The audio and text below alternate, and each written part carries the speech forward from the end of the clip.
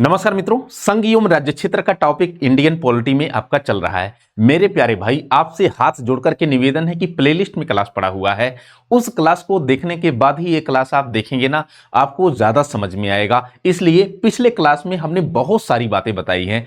अनुच्छेद 1 जिसमें India that is Bharat shall be a union of state, India जो कि भारत है, राज्यों का एक संघ होगा। पूरी तरह इंडिया क्यों नाम एडॉप्ट किया गया, भारत क्यों नाम एडॉप्ट किया गया, राज्यों का संघ क्या होता है, यूनियन ऑफ स्टेट क्या होता है।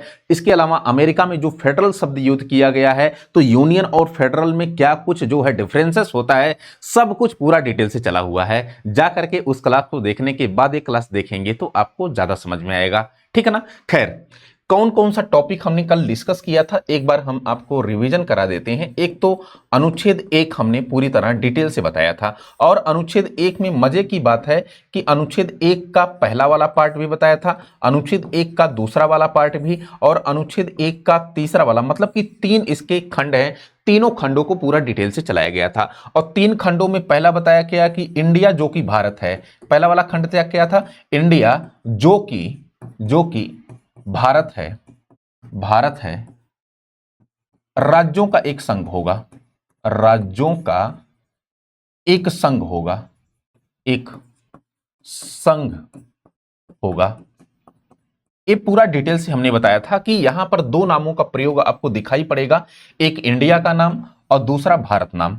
फिर उसके बाद एक संघ आपको दिखाई पड़ेगा जिसको हमने क्या बताया था, यूनियन बताया था। क्या बताया था बाबू, यूनियन। और ये जो यूनियन है किससे मिलकर के बन रहा है, ये राज्यों का यूनियन हो रहा है, राज्यों से मिलकर के यूनियन आपका बन रहा है, संघ बन रहा है, ठीक है ना। तो पूरा डिटेल से चला हुआ है, जाकर के उसको देखें तब जाकर आपको ज्यादा समझ में आएगा। फिर अनुच्छेद 1 का जो पार्ट 2 था उसमें हमने बताया था कि संघ और राज्य क्षेत्र, राज्य क्षेत्र में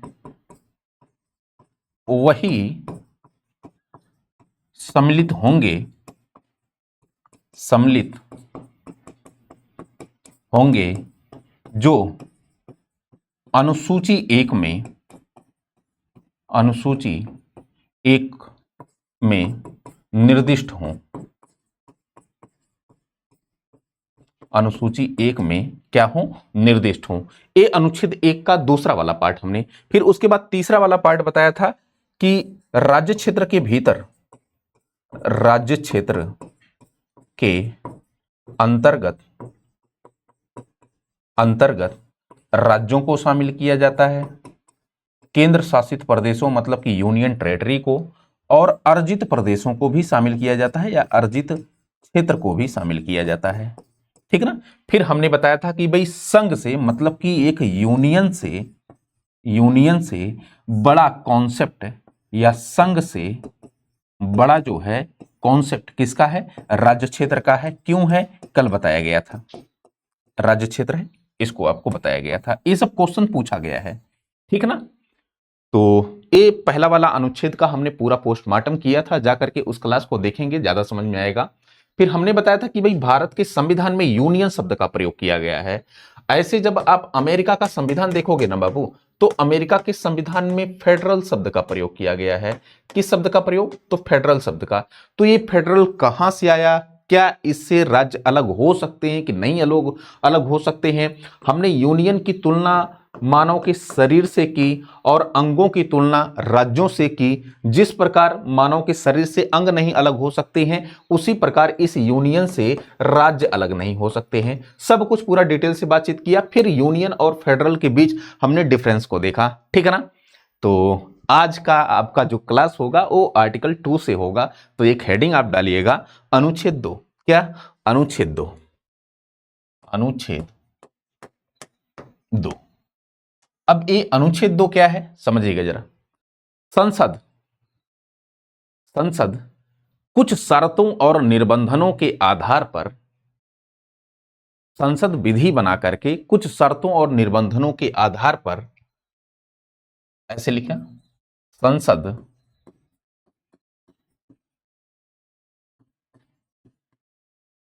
विधि का, अभी समझाते हैं, विधि का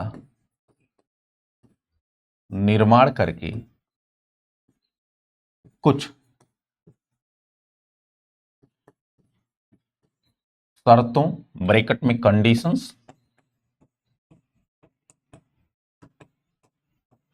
कुछ शर्तों और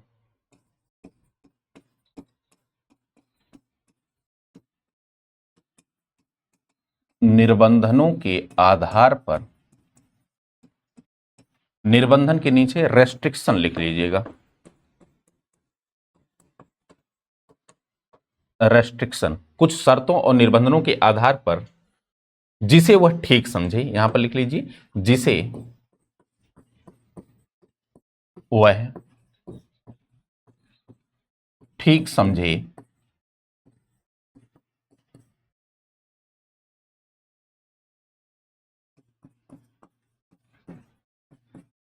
भारतीय संघ में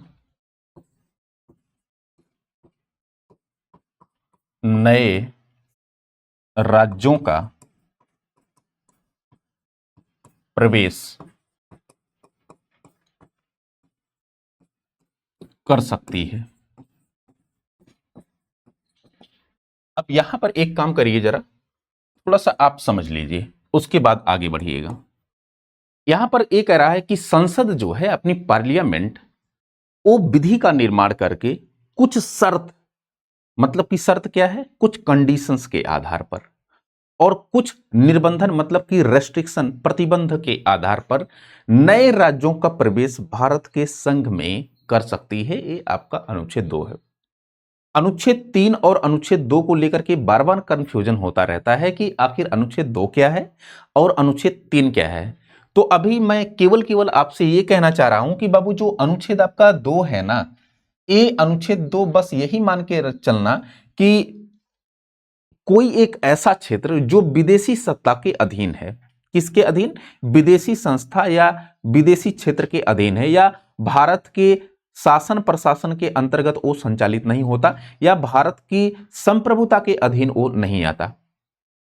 अब अगर उस क्षेत्र को भारत के संघ में मिलाना है तो भारत सरकार या पार्लियामेंट क्या करती है कि कुछ शर्तों और निर्बंधनों के आधार पर जिसे वह ठीक समझती है, उस राज्य क्षेत्र का भारत के राज्य क्षेत्र में प्रवेश कर सकती है, भारत के संघ में प्रवेश कर सकती है। उदाहरण के रूप में जैसे कि अगर मैं कहूं कि जैसे एक मिनट,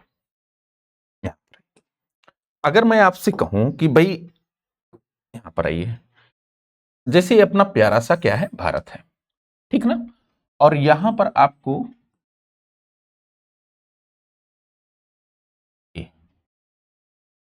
ये आपको नेपाल मिलेगा। क्या मिलेगा, नेपाल।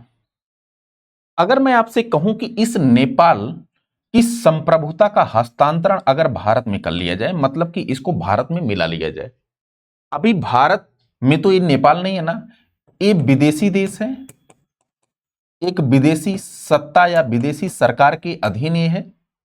ऐसे आपका कहीं ना कहीं भूटान भी है, भूटान भी है। तो मेरा यह कहना है कि भारत के राज्य क्षेत्र के भीतर जो क्षेत्र नहीं है, भारत के राज्य क्षेत्र के बाहर के अगर क्षेत्र भारत के संघ में प्रवेश करते हैं तो वो जो है आर्टिकल 2 का क्या होगा, पार्ट होगा। एकदम ध्यान से सुनिएगा, नहीं तो कंफ्यूजन होगा। मतलब यहां पर आप ये कहना चाह रहे हैं कि साहब कि विदेशी अनुच्छेद अनुच्छेद 2 के अंतर्गत, अनुच्छेद 2 के अंतर्गत विदेशी सत्ता वाले क्षेत्रों को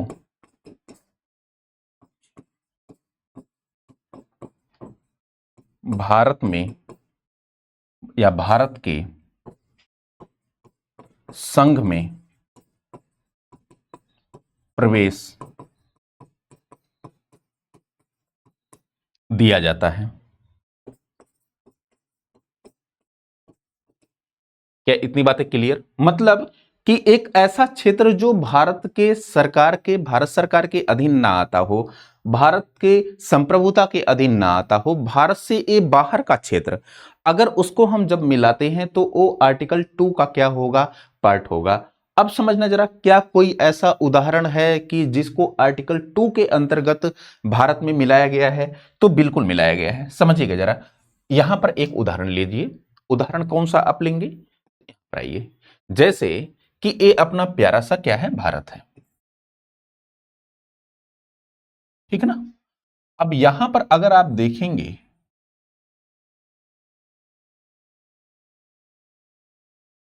तो एक चीज आपको सिक्किम दिखाई पड़ रहा होगा। क्या दिखाई पड़ रहा होगा बाबू?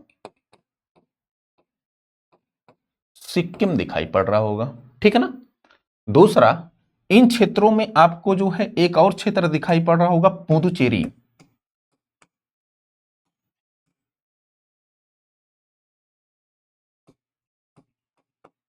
या पांडिचेरी कर लीजिए। और यहां पर आपको जो है गोवा दिखाई पड़ रहा होगा। और इधर आपको जो है दादरा नागर हवेली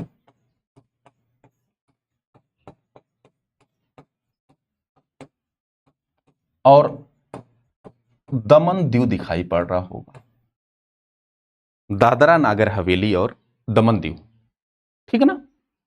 जब देश आजाद हो गया ना, तो ये दादरा नागर हवेली, गोवा, पांडिचेरी वगैरह ये दूसरे के अधिकार क्षेत्र में थे। दूसरे के अधिकार क्षेत्र में इन द सेंस, ये जो गोवा और दादरा नागर हवेली, दमन दीव है, ये किसके अधिकार क्षेत्र में थे? तो आपने बताना है साहब, ये पुर्तगाल के अधिकार क्षेत्र में थे। किसके अधिकार क्षेत्र में? पुर्तगाल के अधिकार क्षेत्र में। गोवा को कब भारत में मिलाया गया? तो ये 1961 में मिलाया गया। कब मिलाया गया? 1961 में मिलाया गया, ठीक है ना। ऐसे जो पांडिचेरी है, ये फ्रांस के अधीन था। किसके अधीन था बाबू? फ्रांस के अधीन था। और पांडिचेरी को कब मिलाया गया? ये 1954 में भारत में मिलाया गया। ऐसे दादरा नागर हवेली को भी 1954 में मिलाया जाता है। दमन दीव को 1961 में मिलाया जाता है। तो ये जो भारत के राज्य क्षेत्र के भीतर तो है, लेकिन लेकिन यहां पर समस्या क्या है? यहां पर समस्या है कि इस पर विदेशी सत्ता है। इस पर क्या है? जैसे गोवा पर किसका सत्ता है? पुर्तगाली की। दादर नागर हवेली दमन दीव पर किसकी सत्ता है? पुर्तगालियों की। पांडिचेरी पर किसकी सत्ता थी? फ्रांसीसियों की। तो जब इसको भारत के संघ में शामिल किया गया तो ये किसका पार्ट हुआ? आपने बताना है कि साहब ये आर्टिकल 2 का पार्ट हुआ। किसका पार्ट हुआ? अनुच्छेद 2 का ये पार्ट हुआ। इतनी बातें क्लियर। फिर यहां पर एक और उदाहरण लेते हैं सिक्किम को लेकर के। सिक्किम में चोंग्याल वंश का शासन था। किसका शासन था? चोंग्याल वंश का शासन। चोंग्याल वंश मतलब कि यहां पर राजा का शासन था। राजा का शासन, हालांकि यह निरंकुश शासक था। तो जब सिक्किम, जिस पर दूसरे किसी का सत्ता था, दूसरे किसी का मतलब कि अधिकार था, जब सिक्किम को भारत में मिलाया गया, सिक्किम को, इसको भारत के संघ में मिलाया जाता है, तो ये भी किसका पार्ट होता है? अनुच्छेद 2 का पार्ट होता है। अनुच्छेद 2 का पार्ट, ठीक है ना। इतनी बातें क्लियर। तो यही क्वेश्चन ये कह रहा है। अब देखिए, सिक्किम को 35वां संविधान संशोधन अधिनियम 1974, 36वां संविधान संशोधन अधिनियम 1975, ये हम सिक्किम को पूरा डिटेल से बातचीत करेंगे, ठीक है ना, कि किस प्रकार इसको जो है मिलाया गया, एसोसिएट स्टेट का राज्य दिया जाता है, अनुच्छेद 2 ये क्रिएट किया गया, बाद में कैसे इसको समाप्त किया जाता है, सब कुछ पूरा डिटेल से चलाएंगे। अभी के लिए फिलहाल इतना आप समझें कि अनुच्छेद 2 के अंतर्गत क्या उदाहरण आ सकते हैं और अनुच्छेद 2 का जो फिलॉसफी है वो किस प्रकार की है। तो संसद विधि का निर्माण करके कुछ शर्तों और कुछ निर्बंधों, कुछ कंडीशंस और कुछ रेस्ट्रिक्शन के आधार पर जिसे वह ठीक समझे, वो नए राज्यों का प्रवेश, यहां पर जो कीवर्ड है वो नए राज्यों का क्या है? प्रवेश। यहां पर प्रवेश हो रहा है भारत के संघ में, ठीक है। नए राज्यों का प्रवेश कर सकती है। और नए राज्यों का जब प्रवेश करेगी, मतलब कि इन क्षेत्रों पर किसकी सत्ता थी? विदेशी सत्ता थी। किसकी सत्ता थी बाबू? आपने बताना है कि साहब इस पर विदेशी सत्ता थी। तो ये आपके अनुच्छेद 2 का क्या होगा? पार्ट होगा। अब एक काम करना, जरा अनुच्छेद 3 लिखिएगा। क्या लिखिएगा? अनुच्छेद 3। तब जाकर के आपको ज्यादा क्लियर होगा कि अनुच्छेद 2 और अनुच्छेद 3 में क्या कुछ डिफरेंसेस है। एक हेडिंग डालिएगा, अनुच्छेद 3। अनुच्छेद 3। अब समझिए, अनुच्छेद 3 क्या है? संसद विधि का निर्माण करके भारत के राज्य क्षेत्र के भीतर दो या अधिक राज्यों को मिला करके नए राज्यों की स्थापना कर सकती है, नाम परिवर्तन कर सकती है, सीमा परिवर्तन कर सकती है, क्षेत्र को घटा बढ़ा सकती है। जैसे कि आपने ये कहा कि भाई ये अपना प्यारा सा भारत है। अब इस प्यारे से भारत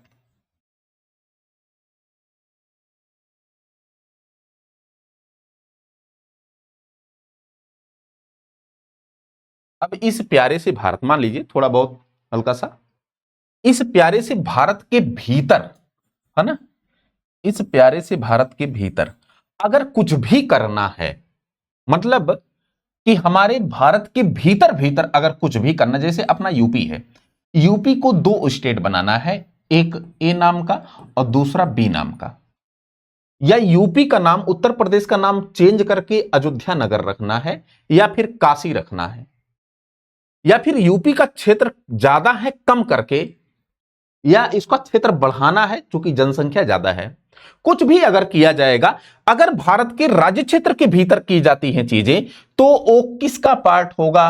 वो अनुच्छेद 3 का पार्ट होगा। लेकिन हमने अनुच्छेद 2 में क्या बताया था कि भारत के संघ में नए राज्यों का प्रवेश संसद कुछ शर्तों और निर्बंधों के आधार पर, जिसे वो ठीक समझे, विधि बना करके कर सकती है। इतनी बातें क्लियर?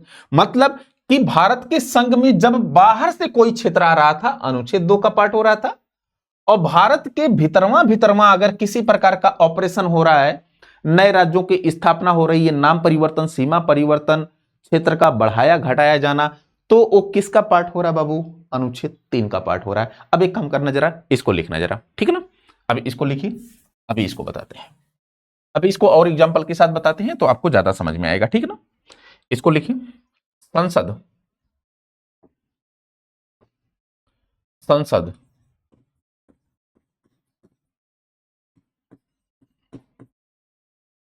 विधि द्वारा भारत के राज्य क्षेत्र के भीतर,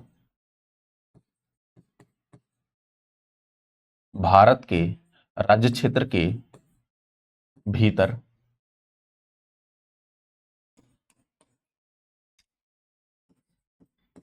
दो या अधिक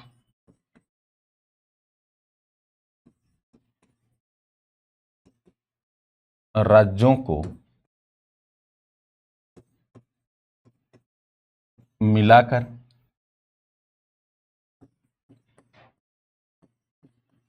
नए राज्यों का गठन कर सकती है।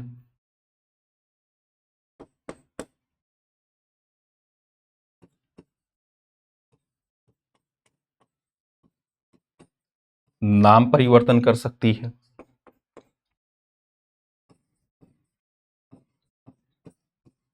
सीमा परिवर्तन कर सकती है, क्षेत्र को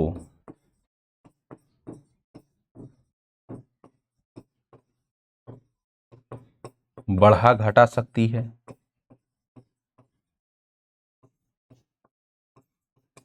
क्षेत्र को बढ़ा घटा सकती है। ये अनुच्छेद 3 है, ठीक है ना? एकदम ऐसे ही आप लिखिएगा जिस तरह मास्टर ने आपको बताया है, लिखा है। अब एक काम करिएगा, जरा थोड़ा सा हम एग्जाम्पल समझते हैं, ठीक है ना? इसको इधर एक साइड कर लीजिए। अब आते हैं एग्जाम्पल के रूप में। जैसे यहां पर क्या कह रहा है कि संसद विधि द्वारा भारत के राज्य क्षेत्र के भीतर, यहां जो की पॉइंट आपको फोकस करना है, एक है भारत के राज्य क्षेत्र के भीतर। अब भारत के राज्य क्षेत्र के भीतर संसद क्या काम करती है? तो दो या दो से अधिक राज्यों को मिला करके, मतलब कि जैसे एक राज्य ये है, एक कोई ये राज्य है, दोनों राज्यों को मिला करके एक कोई नया राज्य बना लिया गया। क्या बना लिया गया? नया राज्य बना लिया गया, ठीक है ना? नया राज्य बना लिया गया। अब ये जो नया राज्य बनाया गया है, इसको एक कोई राज्य बना लिया गया। ये भारत के राज्य क्षेत्र का हिस्सा था, ठीक है ना? भारत के राज्य क्षेत्र का हिस्सा।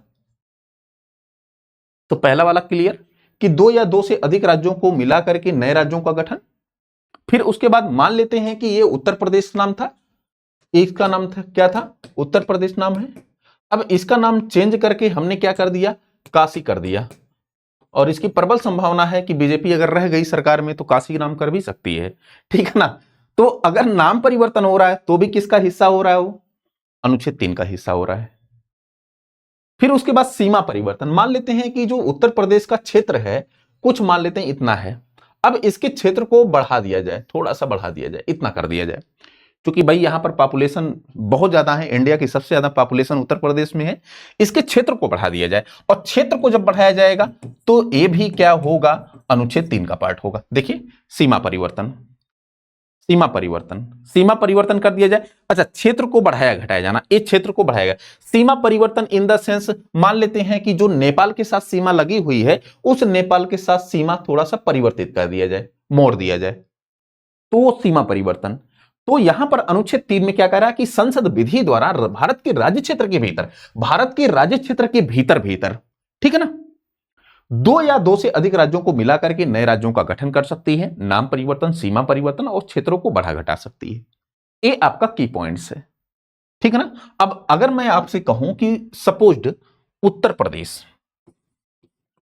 इस उत्तर प्रदेश को दो राज्यों में विभाजित करना है, जैसे ये उत्तर प्रदेश है, अब उत्तर प्रदेश को दो राज्यों में, मतलब कि एक का नाम ए कर दीजिए, एक का नाम बी कर दीजिए, तो भी एक किसका पार्ट होगा, अनुच्छेद 3 का एक क्या होगा, पार्ट होगा। तो हमने सारा कुछ आपको यहां पर क्लियर कर दिया, मुझे उम्मीद है कि आपको समझ में आया होगा। अनुच्छेद 2 और अनुच्छेद 3 में थोड़ा सा डिफरेंस आप रखिएगा। अनुच्छेद 2 में मास्टर ने क्या आपको बताया, अनुच्छेद 2 में आपको यह बताया गया था कि संसद विधि का निर्माण करके कुछ शर्तों और निबंधनों के आधार पर, जिसे वो ठीक समझे, नए राज्यों का प्रवेश, भारत के संघ में नए राज्यों का प्रवेश कर सकती है, ठीक है ना। बाकी उदाहरण इधर हमने दिया था, और यह भी बताया था कि अनुच्छेद 2 के अंतर्गत वह क्षेत्र सम्मिलित किए जाते हैं जो विदेशी सत्ता के अधीन होते हैं, है ना। तो अनुच्छेद 2, फिर उसके बाद हमने अनुच्छेद 3 बताया, यहां पर भारत के राज्य क्षेत्र के भीतर ऑपरेशन हो रहे हैं। अब एक काम करना जरा, अब एक काम करना जरा, आपको एक संविधान संशोधन लिखना है, क्योंकि वो संविधान संशोधन से क्वेश्चन पीसीएस में क्वेश्चन पूछा गया और वहां पर बच्चे थोड़ा सा फॉल्ट किए थे, ठीक है ना। कौन सा, यहां पर देखिए जरा, संविधान संशोधन, और यहां पर संविधान संशोधन आपको दो चीजों से जुड़ा हुआ है, और ये जो संविधान संशोधन है ना, यह संविधान संशोधन, एक तो 5वां संविधान संशोधन, ऐसे लिख लीजिए, ड्राफ्टिंग करके लिख लीजिए, ठीक है ना। दो संविधान संशोधन आपको नजर आएंगे, एक है 5वां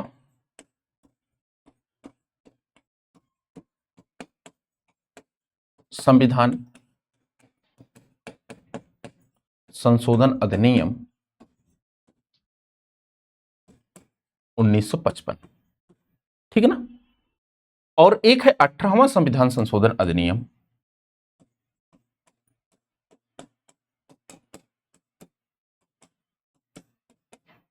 18वां संविधान संशोधन अधिनियम 1966। ये आपको दो संविधान संशोधन मिलेंगे, इसी टॉपिक से ही संबंधित हैं। और इसमें क्या कहा गया 5वें वाले संविधान संशोधन में, कि राष्ट्रपति की बिना अनुमति के संसद में विधेयक पेश नहीं किया जाएगा, अनुच्छेद 2 और 3 से संबंधित। क्या आपको समझ में आ रहा है, यहां पर मैं ये कह रहा हूं कि अनुच्छेद 2 और 3 से संबंधित अगर किसी प्रकार का विधेयक पेश करना है संसद में, तो उसमें राष्ट्रपति की पूर्व अनुमति जरूरी होगी। और दूसरा चीज क्या है कि राष्ट्रपति क्या करता है कि जो भी प्रभावित राज्य होते हैं उनके पास, उनकी विधानसभा के पास या विधानमंडल के पास राय लेने के लिए उस विधेयक को भेजता है। जैसे उत्तर प्रदेश को अगर दो भागों में डिवाइड करना है, तो उत्तर प्रदेश की विधानसभा को राष्ट्रपति महोदय क्या करेंगे, उस विधेयक को भेजेंगे और एक निश्चित समय देंगे कि इस निश्चित समय में आप विचार करके मुझे दीजिए राय लेने के लिए। तो ये कुछ ऐसे प्रावधान यहां पर किए गए हैं, यही आपको बताना है, ठीक है ना। तो एक काम करना, लिखना जरा,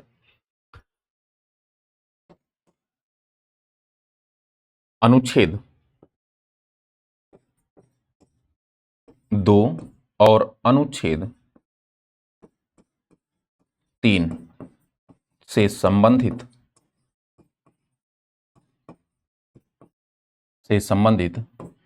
विधेयक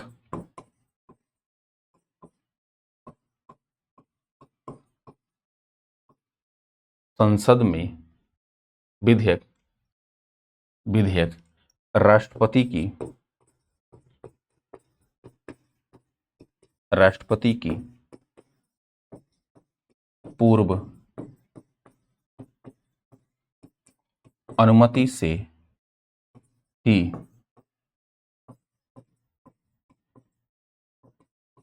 संसद में पेश किया जाएगा।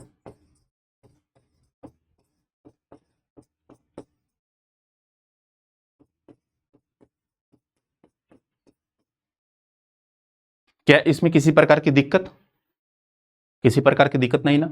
मतलब कि कोई अगर विधेयक बनाया जा रहा है, ये विधेयक है ना, तो सबसे पहले तो अगर कोई विधेयक तैयार किया जा रहा है तो विधेयक के तैयार करने से पूर्व किसकी अनुमति लेनी पड़ेगी? राष्ट्रपति महोदय की अनुमति लेनी पड़ेगी। किसकी अनुमति? राष्ट्रपति महोदय की।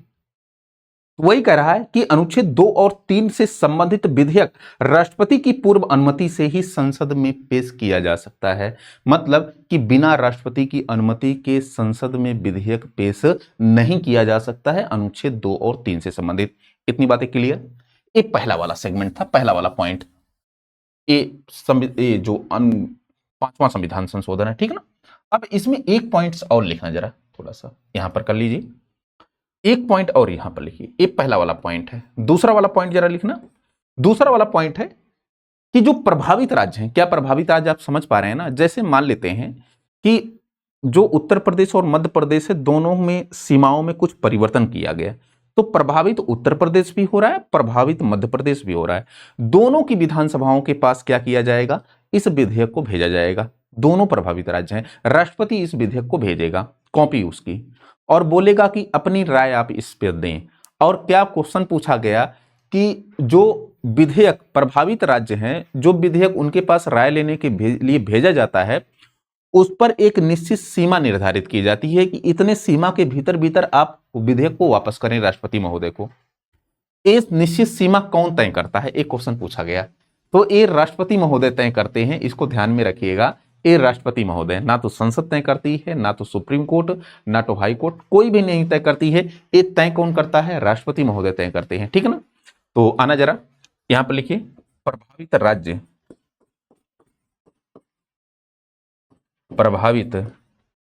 के पास प्रभावित राज्य के विधानमंडल के, ऐसे कर लीजिए, प्रभावित राज्य के विधानमंडल के पास राष्ट्रपति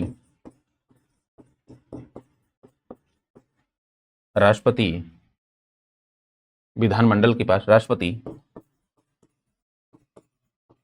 विधेयक को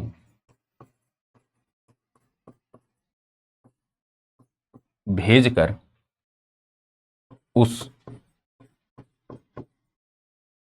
राज्य की राय लेता है। ये दूसरा वाला पॉइंट है। इतनी बातें क्लियर? अब एक काम करना जरा, यहीं पर एक तीसरा पॉइंट लिख लीजिए। तीसरा पॉइंट लिखिए, राष्ट्रपति राय के लिए, राय मतलब कि जो विचार विमर्श के लिए, राय के लिए एक निश्चित सीमा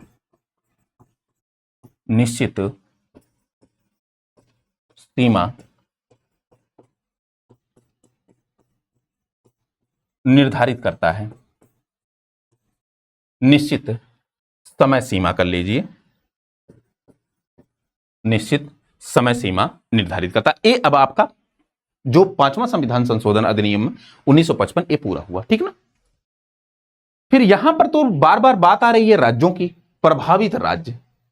तो अगर क्या केंद्र शासित प्रदेश में कुछ ऐसा हो तो केंद्र शासित प्रदेशों के लिए ए 18वां संविधान संशोधन अधिनियम 1966 लाया। ए राज्यों के लिए है, लेकिन ए जो है केंद्र शासित प्रदेश। तो यहां पर क्या कहा गया?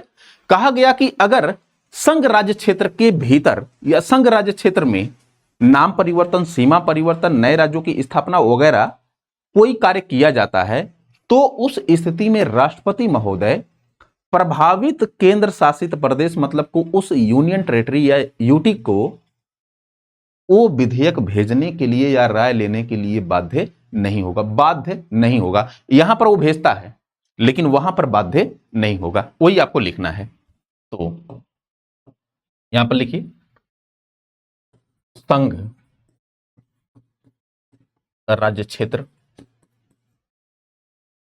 के संघ राज्य क्षेत्र के नाम परिवर्तन, सीमा परिवर्तन,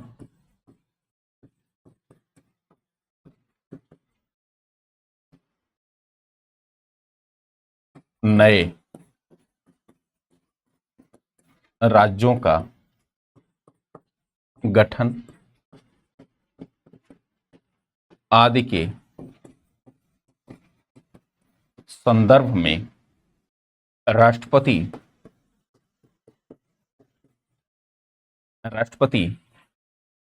उस संघ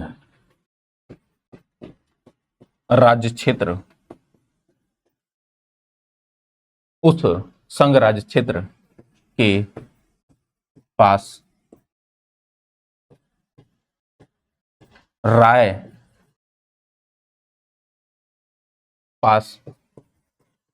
विधेयक राय लेने के लिए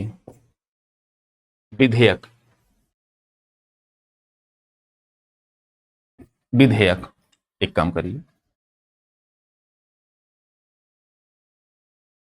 विधेयक को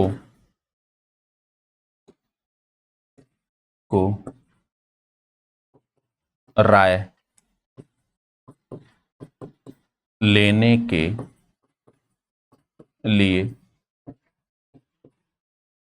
बाध्य नहीं है। ठीक ना?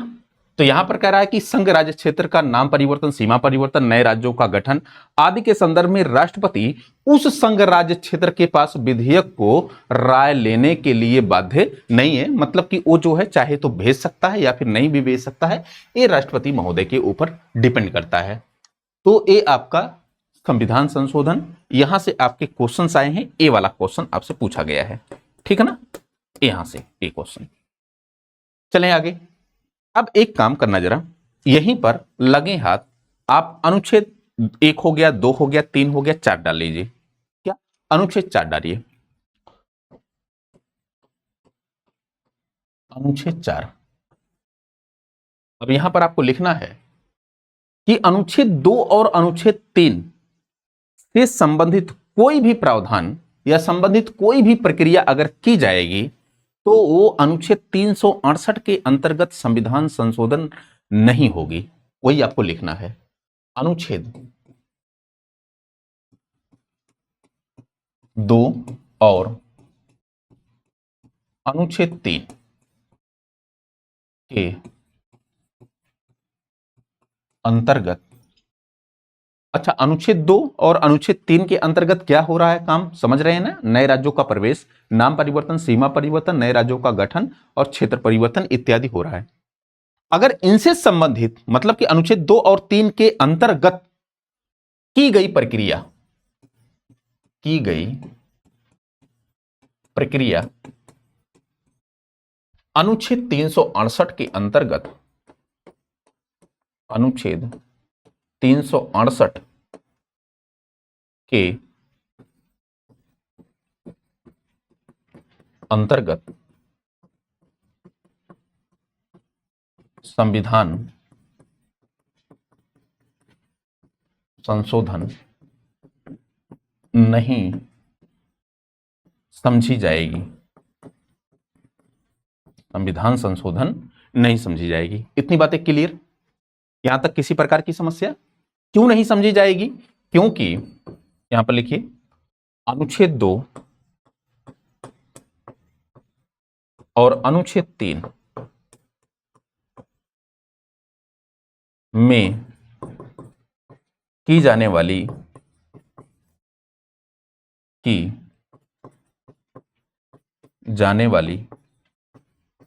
प्रक्रिया साधारण बहुमत के माध्यम से की जाती है। साधारण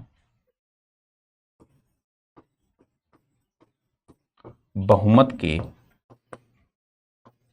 माध्यम से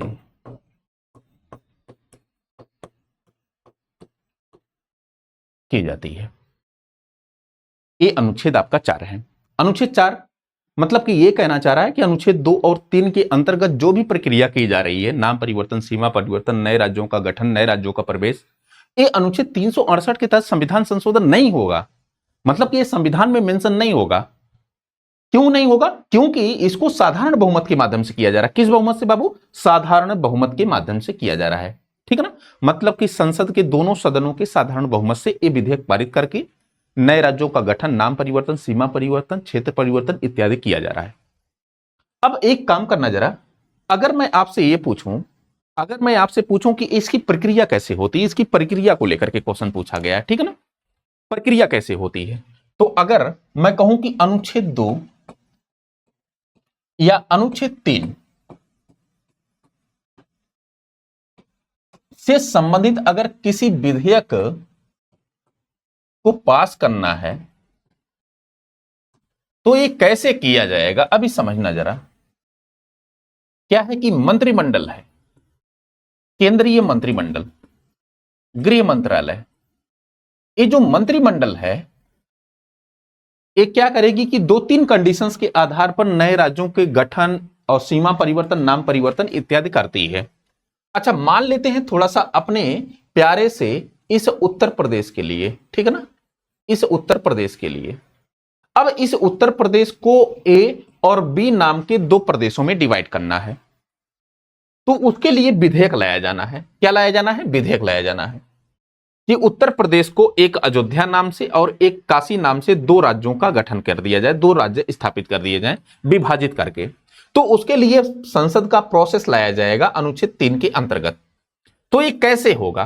तो मंत्रिमंडल क्या करती है? एक तो देखती है कि अगर राज्य की सरकार ये मांग कर दे, सरकार की मांग को देखती है कि क्या सरकारें मांग कर रही हैं कि 2 राज्यों में डिवाइड कर दिया जाए, या फिर केंद्र सरकार ये देखती है क्या अगर डिवाइड कर दिया जाएगा तो जन कल्याण सुनिश्चित हो पाएगा कि नहीं हो पाएगा। तो इन मुद्दों के आधार पर, या फिर जो है जनता की मांग बहुत तेजी से हो जाए, जनता की क्या हो जाए? मांग हो जाए, डिमांड हो जाए कि भैया उत्तर प्रदेश को 2 राज्यों में विभाजित कर दीजिए। तो मंत्रिमंडल क्या करती है कि एक प्रस्ताव तैयार करती है। एक क्या तैयार करती है? प्रस्ताव तैयार करती है। और इस प्रस्ताव को तैयार करने से पहले राष्ट्रपति की अनुमति जरूरी होती है। राष्ट्रपति की पूर्व अनुमति जरूरी होती है। इतनी बातें क्लियर? यहां तक किसी प्रकार की समस्या नहीं है ना? अब एक काम करना जरा, ये जो प्रस्ताव है, अब इस प्रस्ताव को, ये विधेयक ही है एक प्रकार का, इस विधेयक को मतलब कि ड्राफ्ट तैयार किया गया है उत्तर प्रदेश को 2 भागों में विभाजित करने का। तो अब क्या किया जाएगा कि इस प्रस्ताव को किसको सौंपा जाएगा? राष्ट्रपति महोदय को सौंपा जाएगा। किसको? राष्ट्रपति महोदय को। ये किसके पास आएगा? राष्ट्रपति महोदय के पास आएगा। अब राष्ट्रपति महोदय क्या करेंगे कि यह जो प्रभावित राज्य है,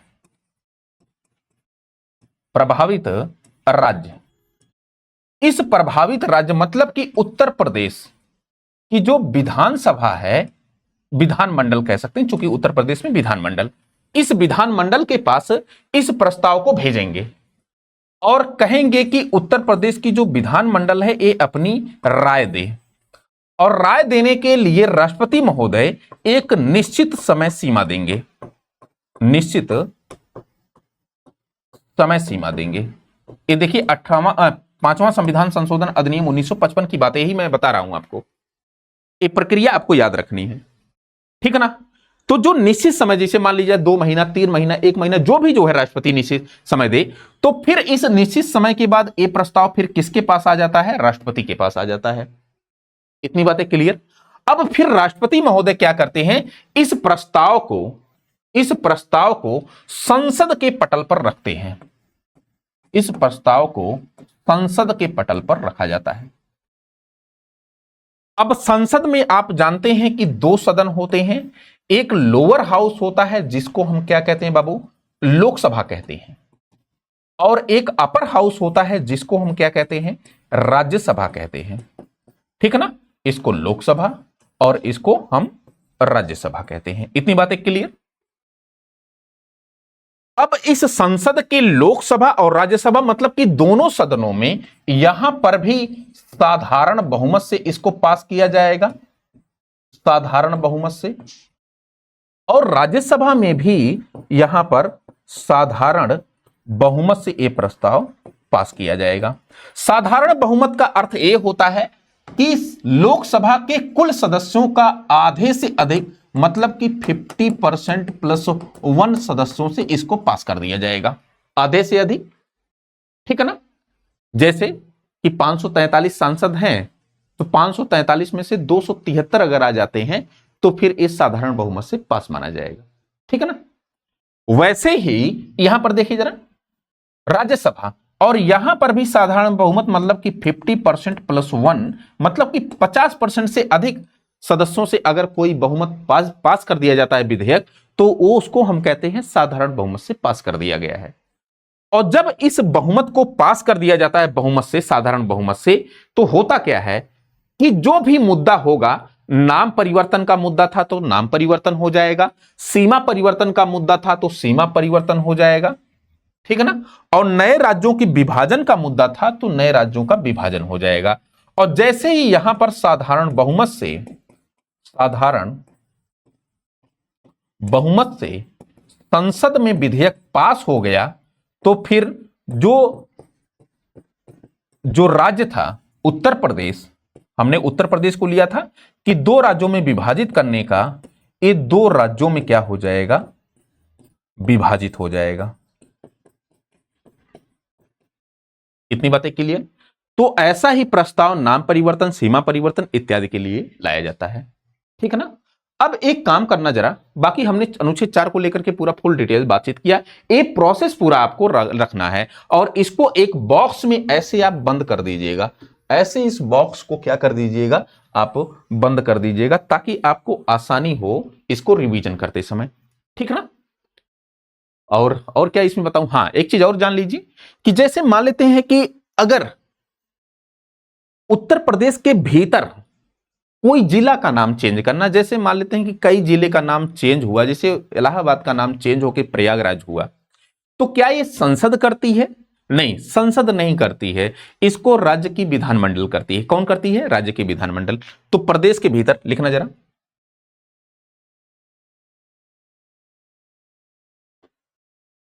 नोट लगा करके,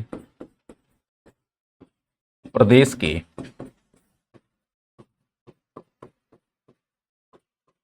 जिलों का नाम,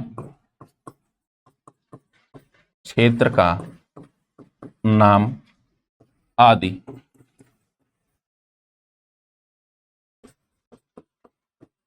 परिवर्तन राज्य की विधानमंडल द्वारा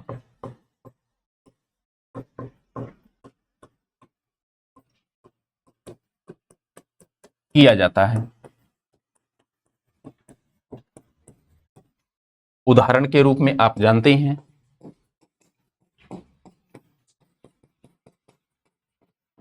इलाहाबाद से क्या हो गया? प्रयागराज हो गया। ये उत्तर प्रदेश की विधानमंडल ने किया, ठीक है ना। तो ये आपका आज का पूरा डिस्कशन था। इससे बाद जो ले जाऊंगा तो ज़्यादा हो जाएगा थोड़ा सा, ठीक है ना। तो कल मिलते हैं, कल राज्यों के गठन वगैरह को लेकर के थोड़ा सा हम लोग बातचीत करेंगे, और राज्यों के गठन की जो प्रक्रिया है ना, भाषा के आधार पर तमाम समितियां गठित की गई हैं, उन समितियों को लेकर के बातचीत करेंगे। तो आज के लिए इतना ही रखते हैं। आपने मुझे सुना उसके लिए तहे दिल से आपका शुक्रिया। Thank you so much.